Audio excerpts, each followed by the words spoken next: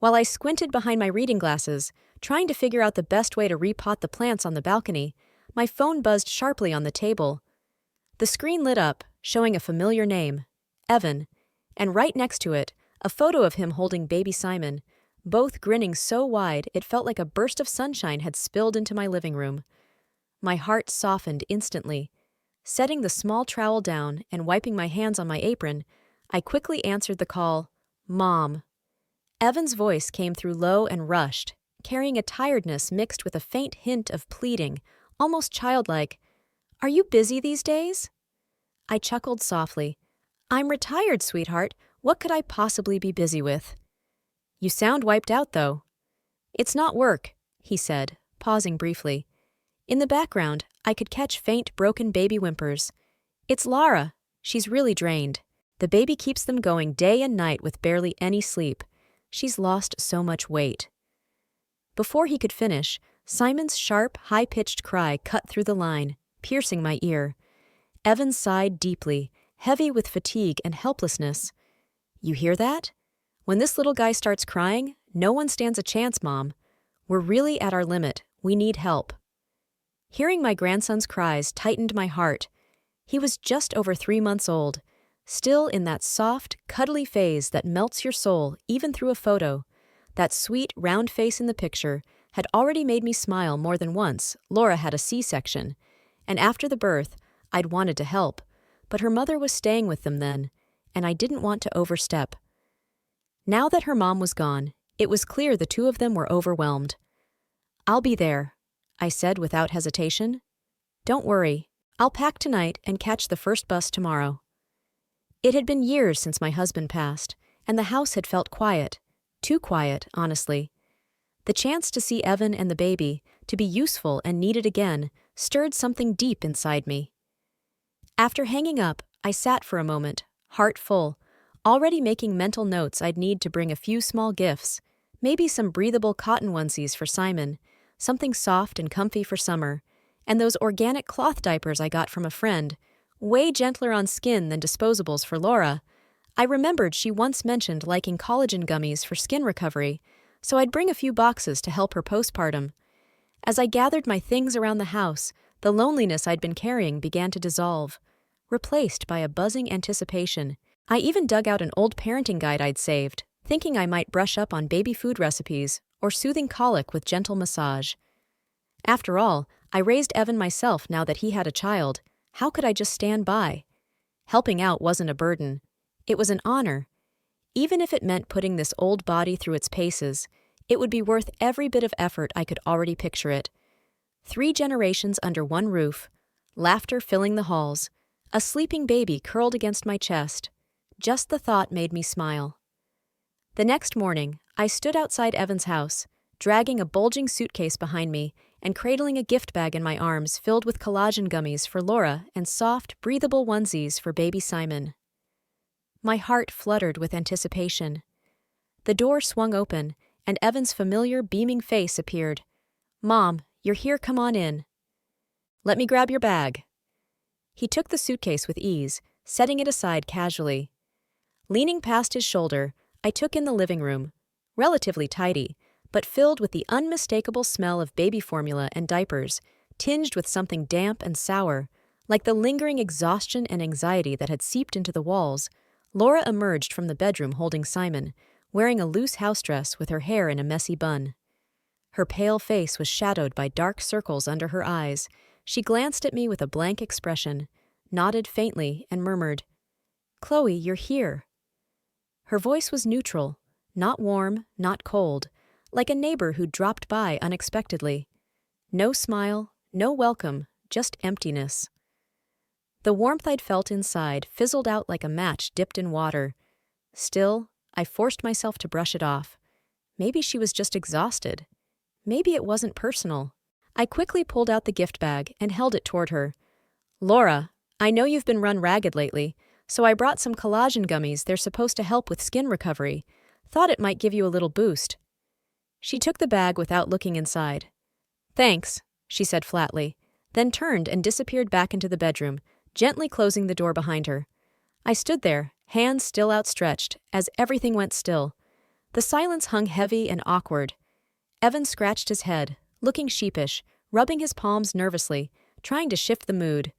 So, here's the thing. He began, hesitating. We're kind of tight on space right now. That guest room's still packed with stuff from Lara's pregnancy.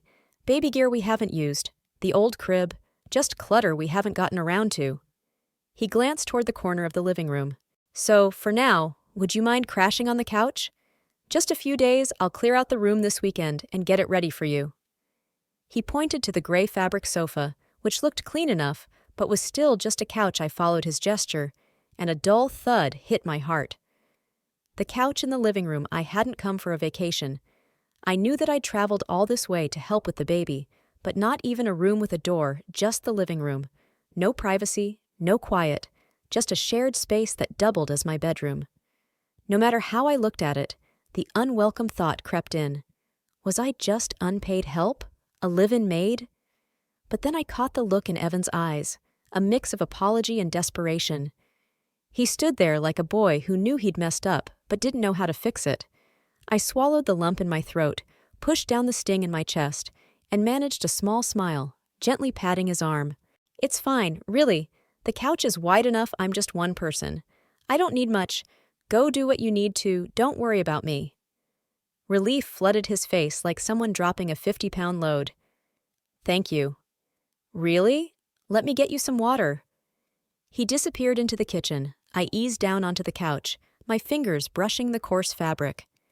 A quiet disappointment rippled through me, like a stone dropped into still water, sending waves that didn't quite stop. Maybe he'd clear out the room this weekend. Maybe I was reading too much into everything. Still, the way things felt, I couldn't help but wonder if they saw me less as a mom and more as an unpaid nanny. I let out a soft, bitter laugh. That first night gave me a real taste of making do. The couch faced the sliding glass door to the balcony. Though it had a screen, in the summer heat, mosquitoes were like airborne ninjas, their high-pitched buzzing circling my ears like a one-note concert in a closed room. My arms and legs were covered with bites, itchy, red, and tender. Even worse, the living room had no separate air conditioning. June in Connecticut could feel like a sealed sauna. The window had a mesh curtain, but I didn't dare open it wide.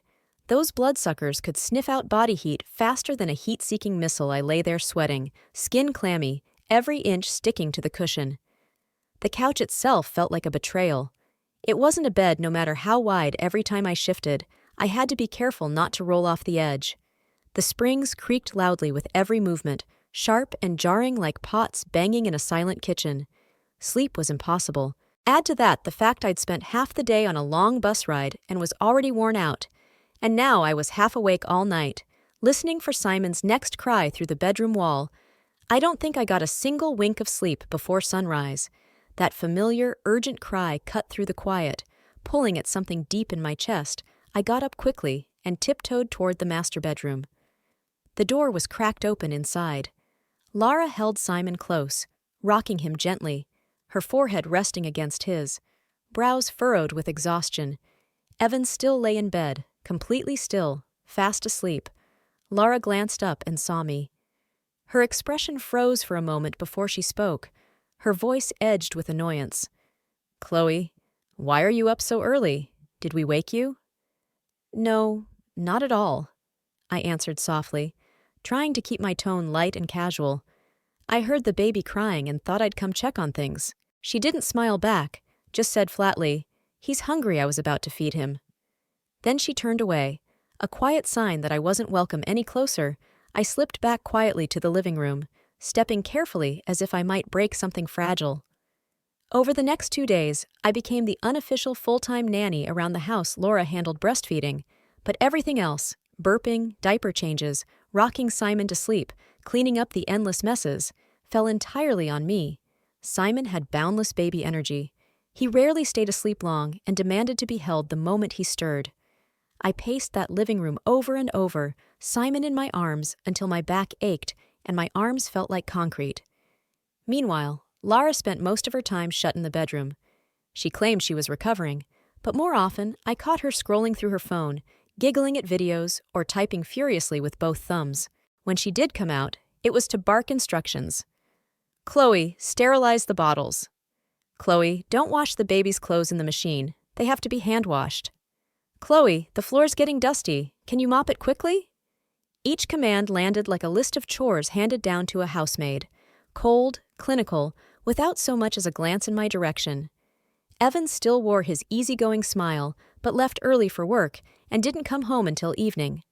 He'd tickle Simon briefly, hold him a minute or two, then hand him back and flop onto the couch to zone out in front of the TV, or retreat to the home office saying half-heartedly, "Got to catch up on work."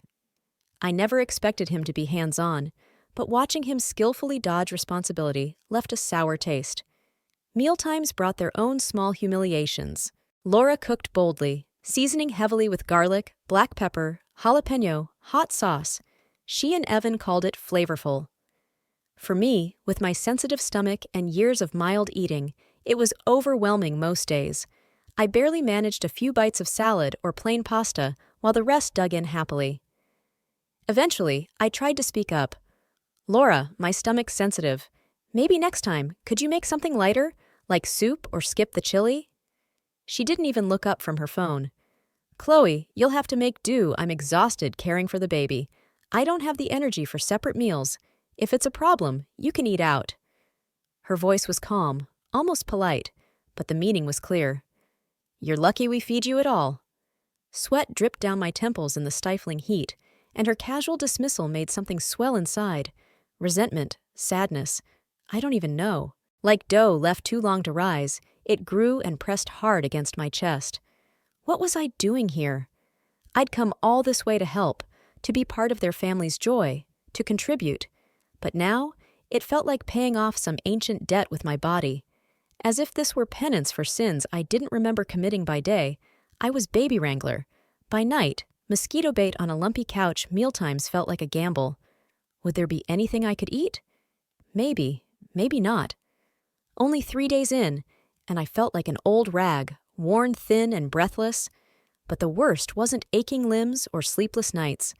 It was feeling invisible, like a placeholder, a tool to be used and never truly seen. By the third afternoon, the heat became unbearable.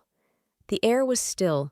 No breeze stirred the trees outside. Sunlight poured in like molten fire, turning the house into an invisible oven.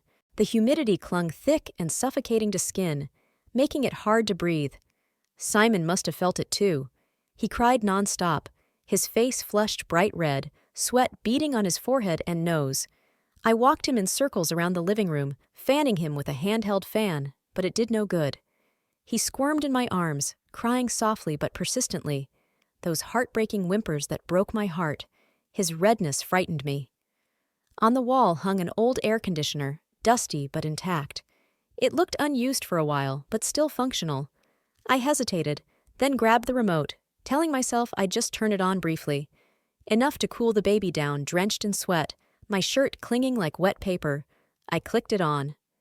The machine hummed softly, sending out a gentle stream of cool air that felt refreshing. Within minutes, Simon calmed, his eyelids drooping, tiny fingers finding their mouth, and soon he was peacefully dozing in my arms. I sighed in relief, just about to sit, when the bedroom door slammed open. Laura stormed out, quick steps and tightly furrowed brows. She must have heard the AC without a word. She stomped over and slammed the power off. The fan stopped immediately. The cool air vanished, replaced by thick, oppressive heat that felt like someone ripped the last breath from my lungs. I stood stunned, holding Simon, almost thinking I imagined it. Then she snapped sharply, loud and unfiltered. "Chloe, do you know how much electricity that thing uses in 1 hour? We're drowning in bills. Formula, diapers, mortgage. We don't need to waste money running AC all day. Use the fan. That's enough for a baby." Her tone wasn't a request, but a scolding, dismissive like reprimanding a housekeeper who overstepped. She didn't even look at me, just stared at the unit as if I'd committed a crime. For a moment, blood rushed to my head. My ears rang, and the rest of the house sounded muffled, like cotton stuffed in my skull. It wasn't about electricity or being scolded. It was that I'd been holding a baby flushed, sweating, uncomfortable, and all I wanted was to ease his pain. That small act of care earned me a public shaming. I opened my mouth to speak, but no sound came out. My throat clenched tight. Humiliation, anger, and something colder, disappointment and sorrow, washed over me like a wave, drenching me as if ice water had been poured over my heart. It wasn't just the AC turned off. It was the part of me that had come all this way out of love, devotion, and the desperate hope I still mattered. And she'd stomped on it like it was nothing. Laura didn't wait for a reply. She spun around, returned to the bedroom, and shut the door with a heavy thud. There I was, standing in the living room holding Simon, who'd just calmed, but now began fussing again as the heat wrapped around us like a wet blanket. The silence was thick. I struggled to breathe. My eyes stung, but I refused to cry. Tears wouldn't help. They never did. They'd only make me seem weak and pathetic. Instead, I carried Simon to the sliding door, where at least a faint breeze sometimes slipped through the cracks. I picked up the fan again, waving it slowly back and forth. Simon shifted in my arms, his brows furrowed, face still flushed and damp, a mirror of how I felt inside. I looked down as he finally fell asleep. His breath was soft and even, his tiny hand curled against his cheek, so beautiful, innocent, helpless. And the more I stared, the more my heart ached. What had I endured these past days? Sleeping on a couch, legs covered in mosquito bites, eating meals that upset my stomach, told to just make do. Spending every hour caring for their child, cleaning, running nonstop, only to be treated like hired help and scolded for trying to help their baby 3 days. That's all it took to wear me out like an old rag. But it wasn't just the exhaustion that hurt. It was feeling invisible, like my help, my presence, my love were things to be used, and never truly appreciated or even noticed I'd come all this way for what. Because they were young and overwhelmed, I thought maybe, just maybe, I could ease some of their burden. But they didn't see it that way. Everything I did was taken for granted, assumed as something owed my kindness wasn't kindness at all to them. It was duty, an obligation simply because we shared blood. I had dreamed of warm, noisy family dinners, of hearing baby giggles and sharing sleepy cuddles, of belonging again. Instead, I found sweat, silence, and a growing ache that no one seemed to notice. That old saying, "The greatest sorrow is a heart gone cold," always sounded dramatic. Before now, I truly understood it wasn't fury. It wasn't heartbreak either. It was the slow freezing of everything inside me. I didn't want to argue or shout. What's the use fighting someone who doesn't listen? Someone so wrapped up in their own exhaustion that they can't see your effort? In that suffocating, airless room, something inside me went numb. And in that stillness, I made a decision. That evening, once Evan returned from work and Lara was settled nursing in the bedroom, I quietly pulled him aside. I kept my voice steady, gentle, careful not to let the weight of those recent days show. "Evan," I said softly, "I'm heading home tomorrow." He was just taking off his jacket when his hands froze mid-motion. Surprise flashed across his face. "What? You're leaving so soon? Mom, you've only been here a few days. I thought you were staying longer, to help with the baby." I avoided his gaze. "Something came up back home that I need to take care of, and it sounds like Lara's got things under control." I didn't mention the air conditioner, the couch, the cold meals, or the orders barked at me like a servant.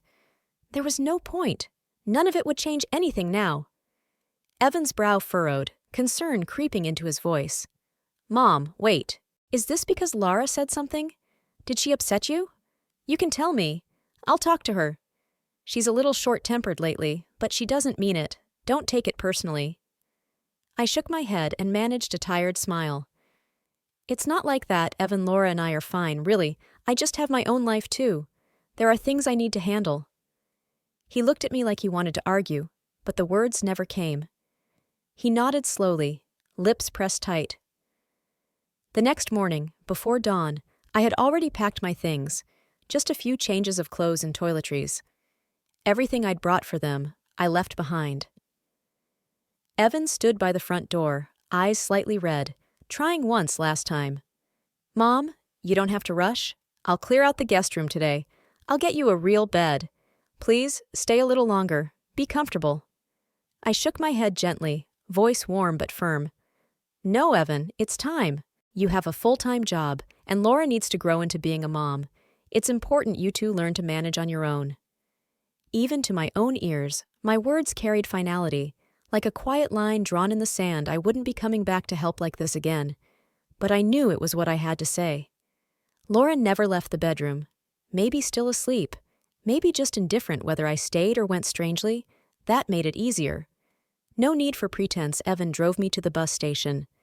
The ride was quiet, thick with unspoken things. He opened his mouth several times, but sighed and fell silent each time just before we arrived. He reached into his wallet and pulled out 2 crisp $100 bills. Sheepish and hesitant, he handed them to me. Don't be mad. Laura's been overwhelmed. The baby's been fussy and she's not herself. She didn't mean to be harsh here. Please take this. Buy yourself something nice. I looked down at the money, emotions tangled inside me. Was it an apology? A payoff? Did he really believe $200 could balance out sleepless nights, mosquito bites, cold shoulders, and feeling invisible? I didn't take it. I gently pushed his hand away, voice steady, though something between us had shifted silently. I don't need it, Evan. Really, I have my own money. You keep it. You'll need every penny with a baby in the house. He didn't argue, folding the bills back into his wallet, eyes downcast, unsure what to say. When the car stopped at the curb, I opened the door and stepped out without giving him a chance to follow. Call me when you get home, okay? He said softly, uncertainty in his voice. I will, I replied, pulling my suitcase upright, then turned and walked into the crowd without looking back. On the bus, as the scenery slid past behind me, my heart grew still, quiet in a way it hadn't been in days. It wasn't anger, it wasn't sadness either. It was peace, a calm born not from comfort, but from clarity. When I turned the key and pushed open my front door, familiar warmth greeted me. Sunlight streamed through the floor-to-ceiling windows, bathing the hardwood floors in golden light, making them glow like honey. The house's stillness felt like a long, overdue exhale. I stepped into the bedroom and collapsed face down on my bed, letting myself sink deep into the mattress. I breathed in deeply. The scent of fresh laundry and sunlight lingered in the sheets. It smelled like peace, like something that finally belonged to me. The past few days at Evans felt like a strange, sobering dream, part absurdity, part awakening. Sitting at the bed's edge, my eyes drifted to the photo of my husband on the wall. His gentle smile looked back, warm and steady. In my mind, I almost heard him say, "Don't wear yourself out. Come home and rest."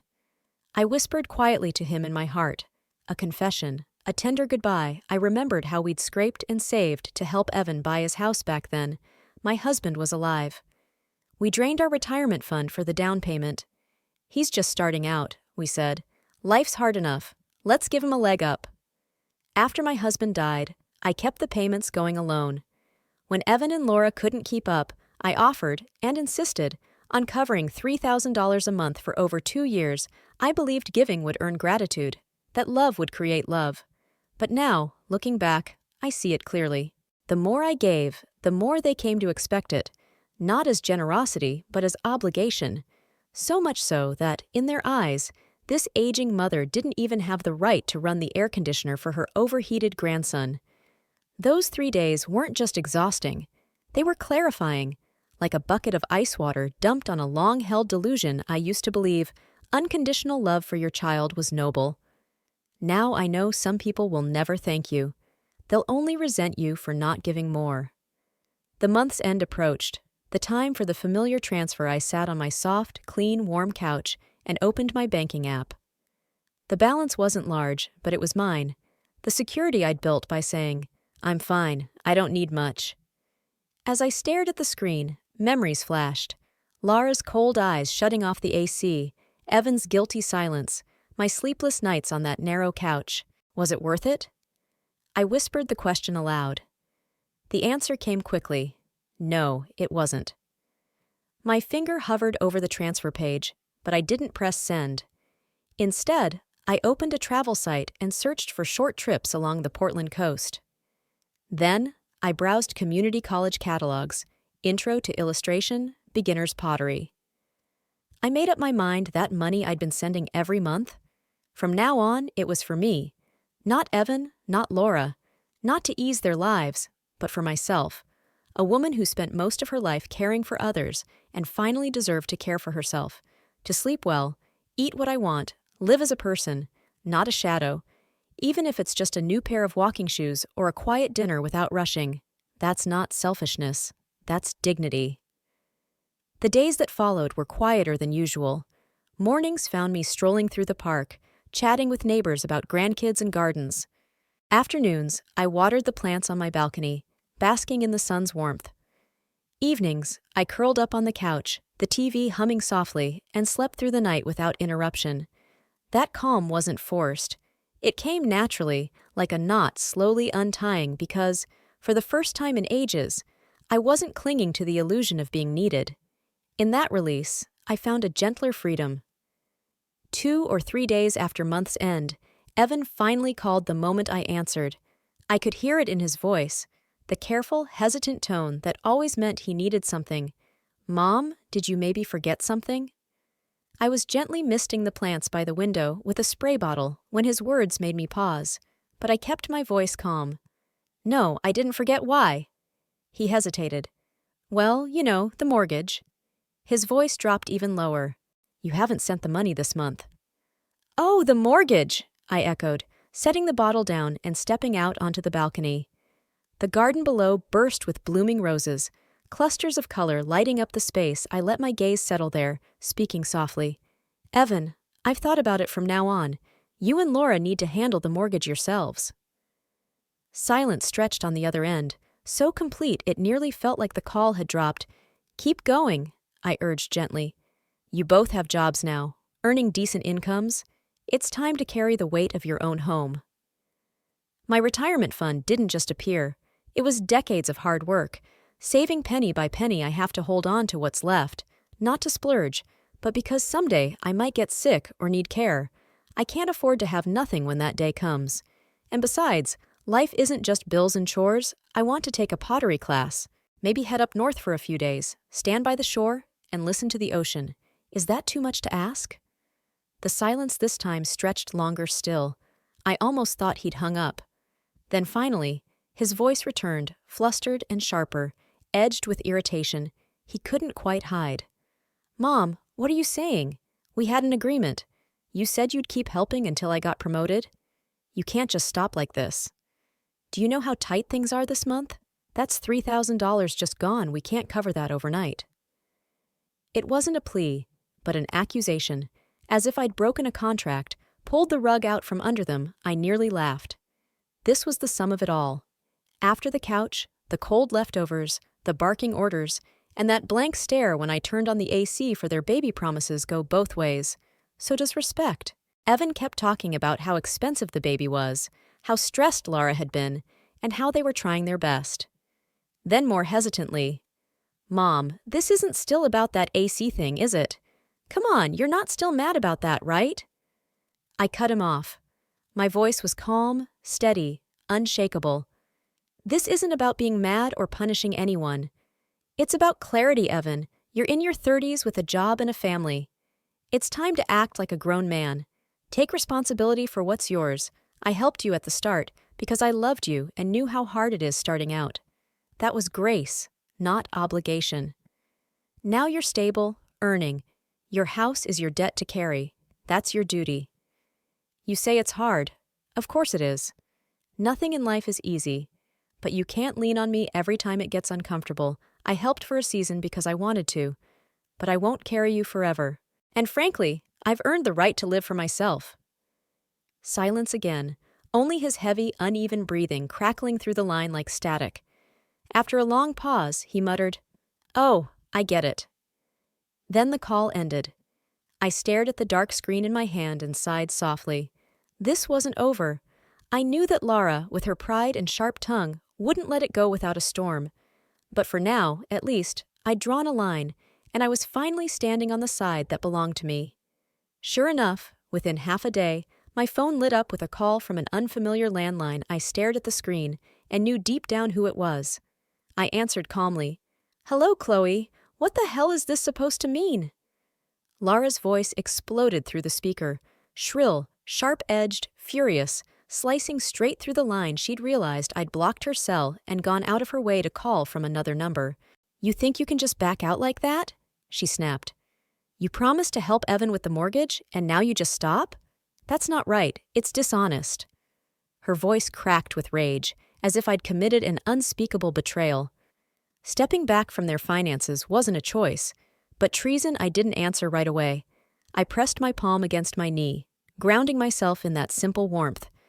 These were the same hands that rocked her baby to sleep, scrubbed dishes, folded laundry, endlessly and thanklessly. But she kept going. "Do you even realize how much we're spending? Formula, diapers, bills piling up. This mortgage is suffocating us, and you're just going to walk away?" She paused, then rushed on, trying to drown me in guilt. "You promised, Chloe. You said you'd help until Evan got promoted. What are we supposed to do now? Just magic up $3,000 a month out of thin air?" Her words struck like darts, sharp with resentment. Liar, irresponsible, selfish. I said nothing. I let her vent. I heard the desperation beneath her rage.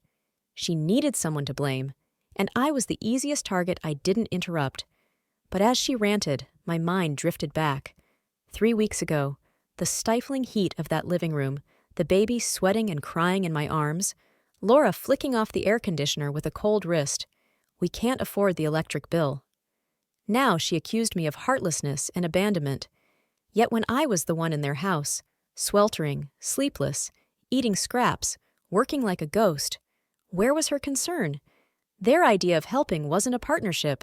It was a one-way pipeline I gave, and then they expected more. Finally, I spoke, my voice steady as if rehearsed 100 times. "You're right, Laura. I did decide to stop sending money, but it wasn't impulsive. I've thought about it a long time. I helped because I wanted to, but now I need to help myself." There was a tense silence, then another wave of fury, harsher, frantic. "That's low, Chloe. Seriously, you're just trying to make things harder for us. If we default on the mortgage, do you know what that means? Are you prepared for that responsibility?" Her voice darkened, a warning, a threat. But I didn't flinch or raise my voice. I answered quietly but firmly. "Laura, that responsibility was never mine. That house was your choice, your loan, your obligation. Being Evan's mother doesn't make me your financial safety net. I gave what I could when I could. That was kindness, not contract. I owe you nothing, you're right. Your life is hard. Raising a child, keeping a home, making ends meet, that's real. But it's your life to figure out, not mine to fund. I'm not punishing you. I'm done pretending I have no limits." Silence. No protests, no yelling, just a dead stop, as if she'd slammed into a wall she didn't expect. Then the call dropped. I sat quietly, phone warm in my lap, watching the screen fade to black. My fingers were steady, my chest strangely calm. I thought it was over, that maybe we'd drawn our lines and parted ways. But life rarely lets you off so easy.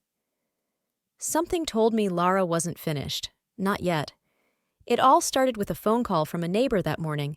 I'd just returned from a ceramics class at the community college, a small lump of damp, misshapen clay in my hand. My first teacup, I was setting it to dry when the phone rang. It was Carol, an old friend and longtime volunteer from church. Her voice was low, like she was holding something back. "Chloe, is everything okay with your daughter-in-law? Laura came by the rec center today. Said you cut them off financially and called her a freeloader. Said you accused her of bleeding the family dry and driving her into postpartum depression." My hand jerked. The teacup nearly slipped. "She said that at the center?" I asked. "In a few places," Carol replied. "At first, I barely paid it any mind, but then she came back today and doubled down. She's telling everyone you said, and I quote, 'I'd rather give money to a stray dog than another cent to your house.' She's even showing pictures around Chloe. Did you really say that?" I closed my eyes for a moment, swallowing the flush rising behind them. "Thanks for telling me, Carol," I said quietly. "But no, I never said that." She sighed. "I figured, but people are talking. They say you're cold, heartless, that you've turned your back on a struggling new mom." After hanging up, I opened the community group chat on my phone. Sunnybrook Neighbors United. Over 100 members scrolling up. I quickly found it. Laura had posted a screenshot of a private message. My words, "Sometimes dogs are kinder than people. At least they know how to be grateful." Underneath, she wrote, "Some people think I'm a dog, apparently." The post was already blowing up with likes, shares, and worried comments. I closed my eyes again, recalling the message I'd sent privately to an old friend the day I finally cut off Evan and Laura. That friend had texted me, "You're too soft." My reply, half joking, half bitter, "Sometimes dogs are kinder than people." Never did I imagine it would end up plastered on the town's notice board. Then another post showed up, a photo of the cotton onesies I'd carefully picked out last month when I still hoped Laura might say, "Thank you." Now they were listed for resale, captioned, "Brand new, never worn gift from Emil, but way too outdated DM if interested." I stared at the screen, heart sinking into something heavy and cold. I'd spent an entire afternoon choosing those she never said thanks, just posted them online to sell. I didn't respond, argue, or try to clear my name. I left the group chat, silenced notifications, cleared unneeded contacts. But Laura wasn't done. 3 days later, I bumped into her outside the grocery store. She held the baby in one arm, pushing a cart with the other, sliding up beside me. Her voice low but sharp, she said, "Well, Chloe, are you happy now?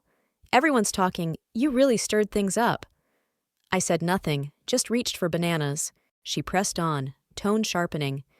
"Why do you have to tell people I'm a parasite? You think it's fun walking into the post office and having folks stare like I'm trash? Even here, people look at me like dirt."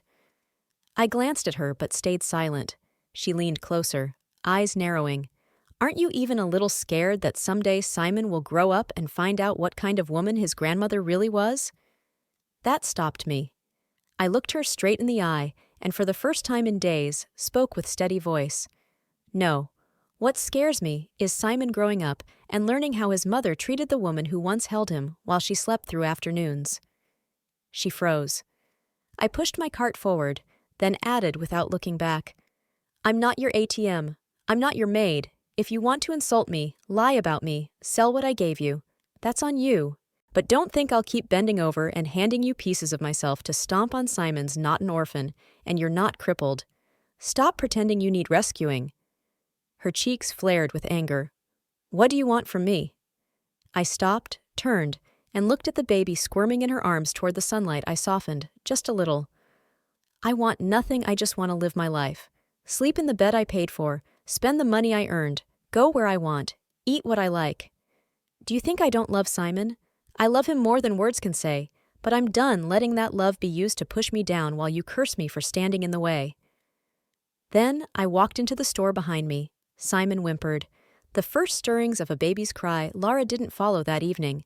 Slipping into loungewear, I put the kettle on and prepared a basin of hot water for a quiet foot soak. Steam curled gently, and for the first time in ages, my little home felt calm, almost untouched by recent noise. Then my phone buzzed. It was Evan. We hadn't spoken since the day at the store. His message was short. "Mom, I'm sorry. I know Laura went too far this time." I stared at the words, thumb hovering, but I didn't reply. Apologies are nice, but this one came too late, too cold. The past 2 weeks had felt unreal in their quiet. No messages, no calls, not even a word from Carol. The storm had finally settled, leaving only distant ripples until that afternoon, when I sat on a park bench watching leaves rustle and my phone buzzed again. An unknown number. "Mom?" The voice was shaky, frantic. "It's me. Simon has a high fever. Nearly 102 degrees. He's out of it, and I don't know what to do." "Who is Evan?" His voice cracked. "I've been trying to reach the hospital but can't get an appointment. Laura isn't answering. I don't even know where she is. I don't know what to do." My heart clenched. "Where are you?" I asked. "I'm coming now." He gave me the hospital's name without a second thought. I grabbed my bag. No time to dwell on the past, only that my grandson was sick and I was needed. The scene was chaos. The children's cries echoing in the halls. Evan stood in line at triage, sweating through his shirt, arms aching as he held a limp, red-faced Simon against his shoulder. The baby's tiny hand dangled, barely gripping his father's collar. His body burned with fever, his head resting on Evan's neck, soft whimpers escaping Evan's eyes, darted between the endless queue and the pale child. He looked like a man unraveling, overwhelmed and helpless. Beside him, an older woman caught his eye. Silver hair, wrapped in a loose navy cardigan, gently bouncing a feverish toddler while rummaging for an insurance card. At her feet, a child's backpack and 2 bulky diaper packs. The toddler rested against her shoulder, eyes red and glassy, lower lip trembling from recent crying. The woman whispered, "Hang in there, sweetheart. Grandma will get you signed in. We'll see the doctor soon, okay?" Evan froze. A memory hit him. He'd been that feverish boy, crying at the hospital late at night, and she, his mother, had stood in that very line for hours, holding him with one arm, paperwork in the other. She knelt to give him water, whispered comfort, while her own eyes showed exhaustion. She'd stayed up all night for him. He hadn't remembered, until now, his throat tightened, heat rising behind his eyes. He looked down at Simon, his son, burning with fever, clinging for comfort. For the first time, an apology came, not to his child, but to the woman who wasn't there to hear it. "I'm sorry," he whispered. By the time I arrived, Simon was admitted, curled against my chest. Face flushed, breath shallow. One small hand clutched my blouse like an anchor. Evan sat beside me, shoulders slumped, silent.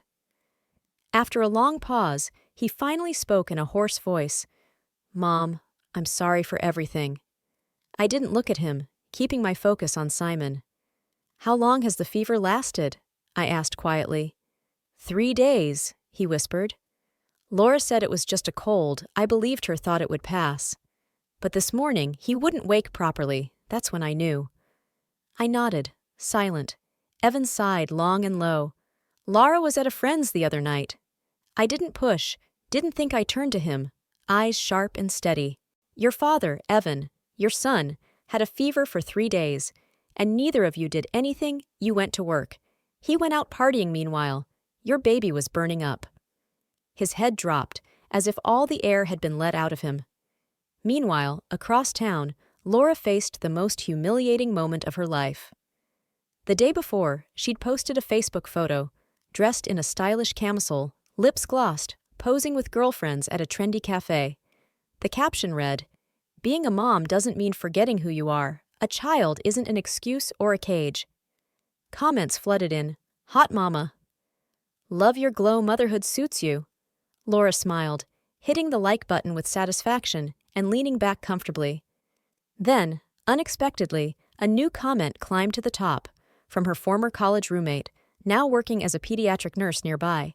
The message read, "Funny how your kid's running a 102 fever right now, but sure, go ahead and be yourself." The conversation suddenly went silent. A woman at the table, barely acquainted with Laura, glanced at her and said bluntly, "Maybe stop griping about your mother-in-law not pitching in. Seems like you're not doing much yourself." Laura stiffened, her cheeks paling. The brunch lost all its warmth. Without a word, she snatched her bag and hurried off. She didn't go home or to the hospital. Instead, she parked herself in her car and scrolled through old pictures, many she'd once dismissed with an eye roll. One caught her attention, Chloe holding Simon upright, gently patting his back to burp him. Laura had deleted it ages ago, calling it clingy and boring. Yet somehow the photo had been restored from a backup. She stared at Chloe's expression, gentle, patient, eyes brimming with care. She recalled mocking her as too much. She remembered the day she posted those baby clothes Chloe had bought, labeling them outdated and trying to sell them online for mere pennies. Someone had haggled the price down to less than the cost of a coffee. And just like that, something inside her shattered. Laura stayed in that car for 2 full hours, crying, her makeup streaked, her voice raw and hoarse. The following night, I was still in the hospital with Simon. His fever had finally subsided, his breathing smoother and steadier. He was curled against my chest, one tiny hand loosely clutching my blouse. Evan sat beside me, slumped and quiet. I hadn't slept a wink around 2 a.m. My phone buzzed. An email from Laura, no call or text. The subject line was blank, her message was shaky, fragmented. A stripped-down apology without excuses or polish. She wrote, "I blamed our problems on mother-in-law drama, when really, I was lazy. I lied about what you said I sold the clothes you bought and laughed about it. That was wrong. All of it? I'm not a good mom. I haven't been a decent daughter-in-law. I know it's too late, but I hope you believe me now. I finally understand." Attached was a photo of the two of us laughing in the kitchen, hands dusted with flour from baking cookies together. A genuine moment, warm and real. I stared long at that picture, then placed my phone face down on the nightstand and closed my eyes. In the weeks that followed, Simon had a few more fevers, as babies do. But this time, Evan and Laura didn't panic or call me rushing over. They handled things on their own. Sometimes they'd send texts like, "Mom, does this look like a rash? Should we alternate Tylenol and Motrin?" I usually replied, but gradually I began delaying my responses. Not out of anger, but to encourage their independence. Laura sent messages too, brief and polite, lacking warmth but no longer biting. The sharpness in her tone softened. I didn't ignore her. I simply stopped rushing to fix things we weren't healed, but maybe heading in the right direction. The plants on my balcony blossomed anew. I carefully repotted every single one, loosening tangled roots, trimming leaves, refreshing soil. One evening, soft sunlight spilled across my living room floor. I curled up with a cup of tea, flipping through a travel guide I'd abandoned months ago. And for the first time in ages, I felt a deep understanding settle inside me. A good life isn't just about survival. It's not about giving until you're empty. A good life means having room to breathe without begging, kindness that's freely given, and caring for yourself, not as proof, but because you deserve it. I wasn't going anywhere. I had no plans to leave again. But I wasn't the woman who'd race to every cry, the one who stretched herself thin to avoid loneliness, the invisible pillar holding a home in silence. I was simply me. The relationships in my life were healing slowly. The child I loved was still growing, and my days, truly full and rich, were only just beginning this time. I was living them for myself.